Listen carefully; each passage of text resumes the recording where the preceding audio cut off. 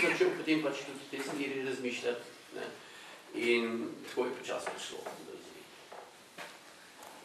Karmina, tvoj umetniški habitus je precej vezan tudi na nacionalno substanco, če lahko tako imenujem, na slovenstvo. Tudi v svojem imenu nosiš svojega korpusa, mislim več,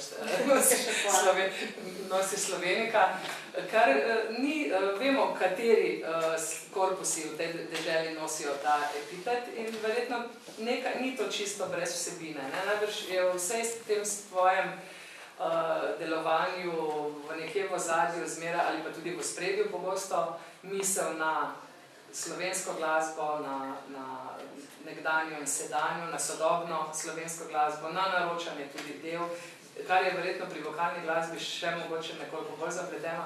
Mogoče poveš kaj o tem epitetu Slovenika in slovenstvo in skratka svojem domu, potem pa prejdemo malo k svetu. No, jaz mislim, da je res en velik privilegij, da lahko poneseš eno kulturo, umetnost ali dediščino, karkoli svojega okolja tudi v novo okolje, v svet. In zdi se mi tudi na nek način ena skoraj ta dolžnost, da če imaš to možnost, da poskušaš predstaviti to, v čemer si odraščal, kar je del tvoje kulture, kar je del tvojega okolja, v katerem deluješ in najbrž še boš.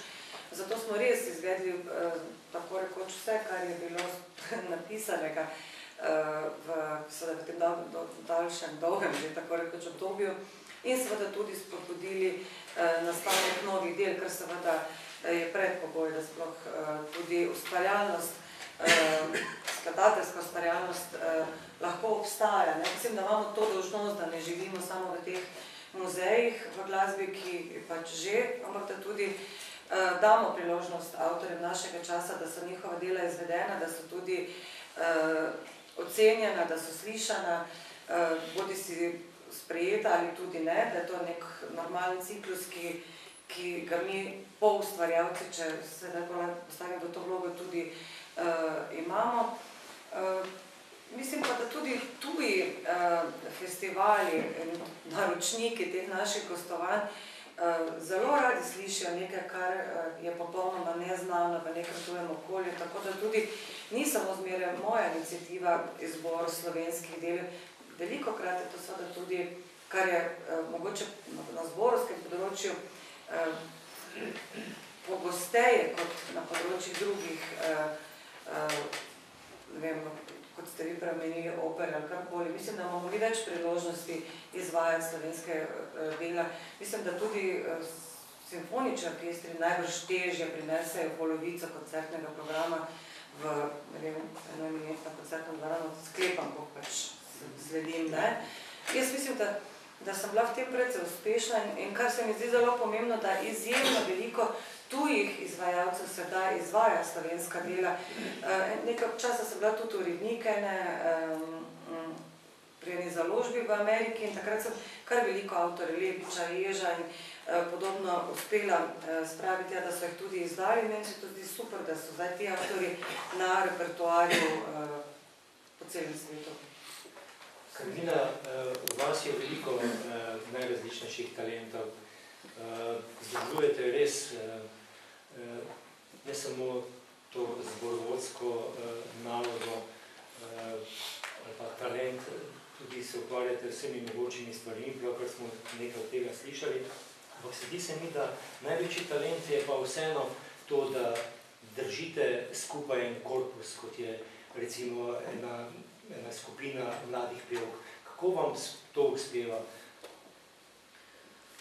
Pa še nekaj, opustite, slišim tudi to, da niso več, vaše pevke niso več pevke, ki bi dobile bolj ali manj vse na krožniku, ampak so tudi postale v zadnjem času raziskovalke. Marsikaj morajo tudi same najti ugotoviti v zvezi z nekim projektom. Torej, kako ustvariti kolektiv, če se vrnem na prvo vprašanje. Tu seveda nekaj je naravnega, mogoče talenta, ampak najbrž tisti talent biti vodja ali karkoli, malo že, ampak veliko je pa tudi ene jasno razdeljene strategije, kako doseči en cilj. Vemo, da so pač določene zakonitosti, ki so pri vodenju v skupinah znane že od nekdaj, s tem so se ukvarjali že vojskovodje, od nekdaj pa politiki, pa duhovni vodje, skratka so to vodenje mase je znanost. In seveda sem se morala veliko tudi sama naučiti teh drugih veščin z področja sociologije, psihologije ali karkoli že pač tvori to veščino voditi druge. To ni nekaj, kar ti da študij na glasbeni akademiji ali karkoli. To je čisto avtodidaktično izobraževanje, v katerem ti skušaš biti čim bolj podkovan tudi v teh drugih poljih, ki ti lahko pomagajo v vodenju ansambla. Drugo vprašanje pa je bilo... Da ti vaše pevke niso samo tiste, ki bi pomagajo, ampak so tudi raziskovalke. Hvala. Seveda zdaj v trenutku, ko pa iz koncertne dejavnosti nekako skušamo postopati ali občasno ali v nekaj projektih na leto na področje odrskega ustvarjanja, torej ko se spogledujemo ali pa ne samo spogledujemo še kaj več z gledališkimi stvarmi, pa seveda je postopek študija takšnega projekta drugačen, kot bi bil takrat, kadar bi govorili samo o koncertni glasbeni dejavnosti. Ko pa gre za to vrstno raziskovanje, kot so bili recimo ti projekte v zadnjih 10 letih, pa je za moje sodelavke ali pevke ali koga dekleta zelo pomembno, da tudi same zelo dobro razumejo stvari in da tudi imajo zelo aktiven odnos do teme, ki jo bo ta projekt prinesel. Zato jaz recimo že vsaj 2 leti pred nekim projektom prinašam fragmente nečesa, ki se bo kasneje dotikala te teme. To so lahko čisto informacije na njihovi še popolnoma nezavedni ravni, ampak jaz že čutim, ali se bo to prijelo, ali pa je to nekaj, kar mogoče ne bo ustrezalo. Hkrati pa tudi dajem, vržem kot neka seme in gledam, ali bo to zraslo in ali bodo začele grist to tematiko. To je bilo recimo zato pri placebo, ki je bila zelo zahtevna tema in se mi je zdelo, da moramo zelo veliko časa posvetiti temu, da je potem to za njihovim izvajanjem zlito in da niso odtujene od teme in od vsebine projekta, ampak da je to naravno. Kako je nastala zveza z Goebbelsom? Torej, mislim, da skoraj da zdaj že 5 leti sem jaz skladatelj Heinerju Goebbelsu poslala mail, v katerem sem ga poprašala, ali ima kakšno delo, on je predvsem skladatelj, ki bi bilo primerno za moj ansambl Kebatovola, za to majhno zasedbo, ki se pa ukvarja izključno z izvajanjem sodobne literature in srednjeveške polifonije. In takrat sem si nekaj pisala in nekaj mislim, da je v enem trenutku pač malo po internetu brskal in se začel potem bolj ukvarjati s tem, ali bi ga zanimala Karlina Slovenika, pa rekel, ja, za Karlino bi, za Kebatovola pa ne bi, pa sem pa se ga pa nič. In potem je minilo nekaj let in potem pred 2 letoma in pol pa sem se spet našla. Ravno takrat, ko sem na tem tekmovanju New Music Theatre, ko je že Melita preomenila, s to predstavo iz PKV-ko bila na tej podelitvi nagrad, predstavljala svoje stvari in takrat se je veliko govorila o Goebbelsu in to je bila potem neka logična istočnica, da se je spet obnovila to druženje. Ja. Gospod Lajovic, vaši korpusi so bili tudi številni, začenši s Slovensko filharmonijo, pa danes Beograjska filharmonija, dolgo kar lepo obdobje, pa številni orkestri po svetu. Kako je res s tem imeti svoj lasten, v vašem primeru je to zdaj malce pod narekovanjem mišljeno, ampak imeti svoj lasten korpus leta? Vem, da takrat je bilo tisto kar nekoliko boleče in traumatično, tisti razhod s Slovensko filharmonijo, če se prav spomnim.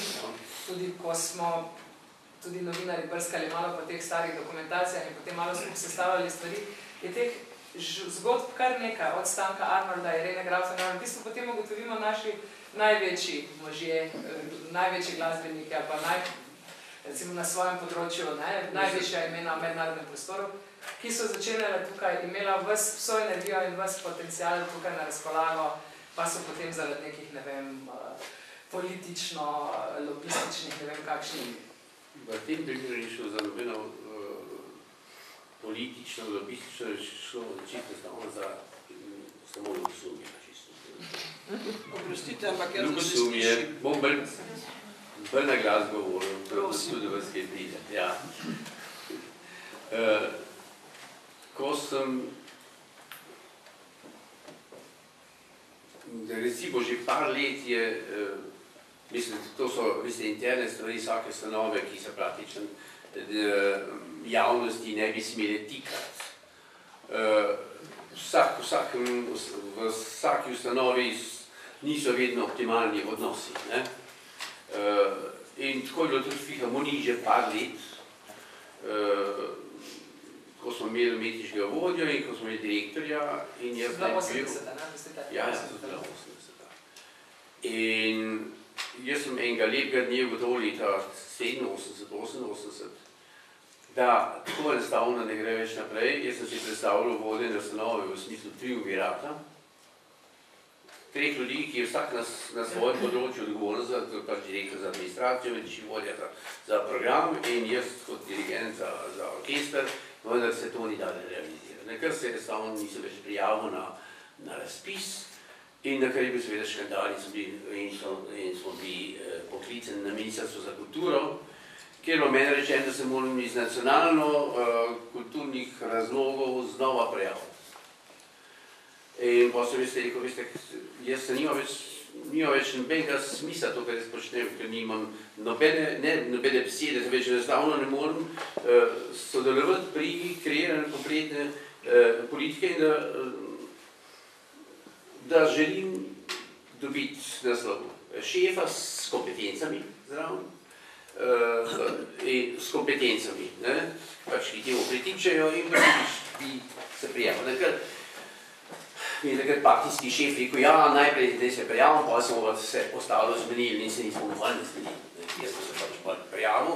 Nakaj je prišlo leto 89, ko sem dobil to mesto na Dunaju in jaz sem to smatral kot, bi rekel, nekakšno povezavo teh dveh mest, ker tudi sem glede na moj položaj na Dunaju, pridem jaz z ljudmi v stik, se jim Ljubljana še sajnati ne more na tem umetniškem področju. Ampak rezultat je bil ta, da mi je direktor filharmonije rekel, da je odpoved, ne može biti tukaj in tam. In pa sem pač ta odpoved. Istega dne je tudi Arnold dobil odpoved, ker on je tudi postal profesor v Gradcu in je ravno tako moral iti. Tako je moral iti Miloš Mlejnik, skratka, šli so čudo, zato enostavno, ker njim se del to, da je mogoče presati na Dunaju. Oni pa tudi v Ljubljani ne more biti tisto, kar sem jaz na Dunaju postal. To je bilo vse. In tako da jaz danes lahko rečem, moj največji uspeh v življenju je bil moj največji poraz. To trilateralo, ki ste si jo zamislili, bi bila verjetno imenitna za slovensko glasbeno življenje, za kompletno slovensko kulturo. Ljubljano, sicer ste jo na nek način vzdrževali, spomnim se vašega sodelovanja z Mariborsko filharmonijo, pa tudi v bistvu velikih zaslug za to, da se je Mariborska filharmonija ponovno vzpostavila takrat. Mogoče je bil takrat kdo na koncertu, jaz sem to z nekim gegom naredil. Imel sem koncert z Dubravko Tomšič leta 1994 in cel čas, en teden so hodili k meni ljudje. Iz orkestra so rekli, za čigav zdravje moramo mi ambažuro, skratka, to bi rekel, igralsko predispozicijo. Ker tudi po 3 tedne niso šli v službo. Ker je bil pač takrat vodja v operi nekdo, ki mu nič na pamet prišlo, prav pametnega. In so ljudje samo kar doma in niso ga zdržali. Nakar je bil aplavz razmeroma velik in sem jaz aplavz ustal. In sem rekel, Maribor je imel filharmonijo. Zakaj je bila ukinjena, ne vem, čeprav vem, zakaj je bila, sam se to javno ne sme reči. reči. Ne. In seveda sem bil malo demagoški, sem rekel, po vašem aplauzu sodeč, je ansambl dobro delo opravil. In predlagam, da se mu z aplauzom ime povrne. In to je bila narejena Mariborska filharmonija. To je vse. Nekaj sem zunaj prinesel statute filharmonične in smo potem nekako to zadaptirali. In pa je tako nekih 8 let dobro šlo, pa je pa prišlo do razhaja. Je bilo več kot 10? Ne, več kot 10 let je delovali, vendar 8 let je dobro šlo, potem pa je prišlo do razhajanja. Ker 10-letnico smo imeli. Se sem jaz dirigiral. Ja. Tako? Bi bil čudež, če ne bi. Ne, nisem. Samo to je tako, veste, so gre gor in dol v življenju, stalno. Fortune rota volvitu descendo mineratus. S tem se začne Carmela Burana. Prevedite, prosim. Kolo sreče se vrti. In sreča s tem, ko gre navzdol, se manjša. Hvala. Gospa Karmina, ta čudež, ki smo ga videli na otvoritveni slovesnosti Borštnikovega srečanja, je spet nakazal neke nove smeri vašega delovanja. Zdaj ne vem natančno, kakšen vpliv je imel Goebbels, ampak jaz poznam vaše delo,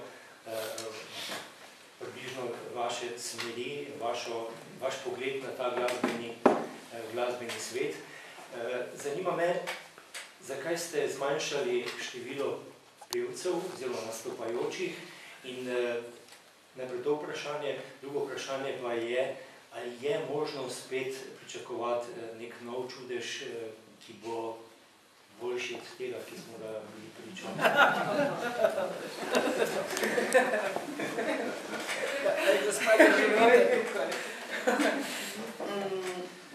Torej, ta predstava je zagotovo sveža, ker če ne druga poetika z istim korpusom, je to eno pričakovanje v zraku, zdaj pa nekdo drug še sodeloval, ker pač običajno imamo manj tovrstnih sodelovanj, čeprav to seveda ni bilo prva in mogoče pa je bilo zadnje.